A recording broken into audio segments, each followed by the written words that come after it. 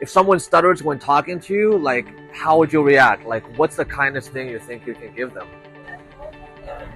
I feel sorry. You're talking about if someone were to stutter with me. Yeah, well, hypothetical situations. What's the most stressful speaking situation for you, if you had to pick? How would you react in that time? Like, what's the kindest thing do you think you would do? Hi, everybody. My name's Dong, and I'm a certified stuttering specialist at World Stop Stuttering Academy.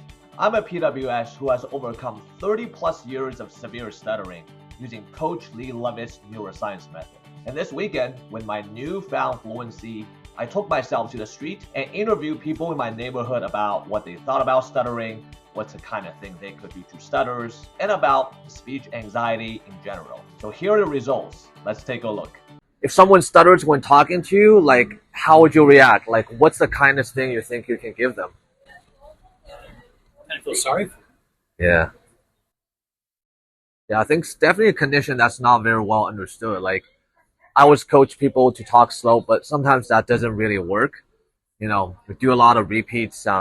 That's why this program really helps. And also with general speech anxiety, right? Because a lot of people say that public speaking is the #1 fear, even bigger than death. So, yeah. Yeah, there's tricks for that too, I guess. Stuttering aren't people when they sing, they don't stutter. Yeah, that's actually a well-known fact. So that's why American Idol contestants, they don't stutter when they do that. So can't they figure out the connection? I think it's like singing is in a different part of the brain. And plus, you have to be pitch perfect, which I'm not. Well, I don't know if you have to be pitch perfect, but if it triggers something to put your stuttering on hold, maybe they should just sing everything. Sing everything, like yeah. An opera singer. That's actually some of the people that in our program they do. One of us is actually a great singer. Yeah. Okay. Yeah. I think they should figure the connection out and try to. You would think, right? Yeah, yeah. But I don't know any techniques. But right. Fortunately, I didn't have that issue. I don't know where to start. Yeah. Yeah, and there's groups. What do they call those? The Toastmasters. Toastmasters. I've joined that, and a lot of our members have joined that Get too. a lot of good things out of it. Yeah, mostly there's an odd counterback counting of filler words, so make sure to not use filler words. That's the biggest lesson I've learned. Yeah. I was at a city meeting last night, and I had to speak my mind on an issue. You get tense, you get nervous or anxious, whatever. It's not a comfortable feeling. Yeah. So whatever people can learn how to get over that, like most things, practice. Yeah. I think in those groups they just get confirmed. You took it. Practicing, You yeah. would know. Yeah. So, I hope there's relief for people who stuttering. Well, I hope everything goes well at the city meeting, and thank you for the thoughts today, sir. You're quite welcome. Yeah, just, like, for example, someone stutters, starts to talk to you, and then what would you do? Like, what? You're talking about if someone were to stutter with me. Yeah, well, hypothetical situations. Okay, well, I guess. So, I will say, like, I don't have like a stutter or like any like diagnosed speaking thing myself, but I actually tend to flub quite a bit. Like, Yeah. Saying the wrong words and stuff like that. Yeah. And it's really embarrassing for me. Right. And sometimes, like when I focus on it, like I do it more. But when it happens for other people, I don't know. I don't consider myself a very mean person or whatever. But, Right. I almost feel bad on like their behalf. I'm like, Right. I want them to like get Right. their thought out. So Yeah. it's like if someone has like a bad stutter, Yeah. I don't know. Yeah, do you have any friends that stutter? Because, like, flubbing is pretty normal, Yeah. Like, I speak the wrong word, I say thrice instead of twice. So I actually don't have any friends that have like a stutter necessarily. Not just because I have it. Right. But no, I don't have any friends that stutter. Okay, yeah. So you're like a coach. I coach people, like, some people have very severe, a lot of members, they came from very severe stutters, like, and then we coach them to become fluent and beyond fluency to become the best speakers. Mm-hmm. So that comes to public speaking, to one-on-one conversations, social gatherings, and all of that. It takes a while, but We have 200 plus success stories. So, you know, What kind of techniques? What kind of techniques do you use? one of them is called vocal modulation. Like, if you change your voice register, that somehow makes it more fluent. The other one is called short ink stop. If you make your sentences in short increments and you link through the words, that will alleviate the effects of stuttering. So Really? yeah. So That's cool. yeah.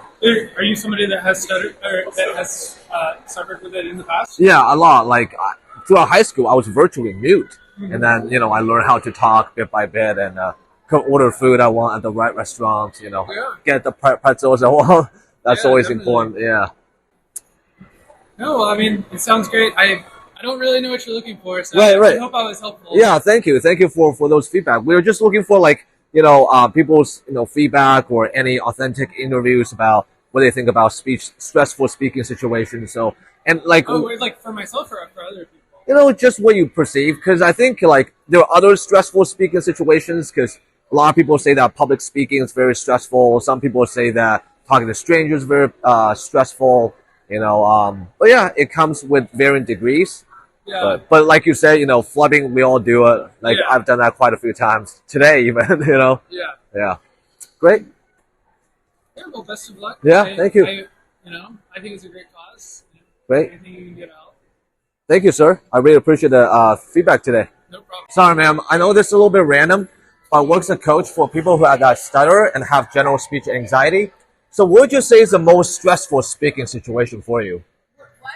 What's the most stressful speaking situation for you, if you had to pick? What's the most stressful situation? Speaking situation. Like, is it speaking public, talking to strangers? Yeah, public speaking. Yeah. I think it's the things that people more struggle with. Yeah. Because you have like all these random people looking at you. Right. And, I think sometimes you get lost in thought. I speak from experience. I used to have a lot of trouble public speaking. Yeah. I mean, with like school and classes, it got better. But, Yeah. you get like very intimidated. Yeah. But yeah, I think that would be like the number one. Number one. Situation when like speaking. Yeah. Do you teach? You said No, you just no. like from prior Yeah, like, experience in schools. The school, like giving Yeah. presentations to the class. Yeah. Also, I think like when it's like when English is not your main language, Yeah. it can also bring in that embarrassment. I totally feel that, As you stumble with words. Yeah. But yeah, so I think that's the number one reason why people would struggle with like speech. Right. I think one way will help if you bring your dog like in front of the stage. Yeah. That'll totally release the tension. Yeah, I think that would help too. And the audience members, if they smile and stuff. But yeah, I feel you. Like English, not my first language, so sometimes I have to translate a bit.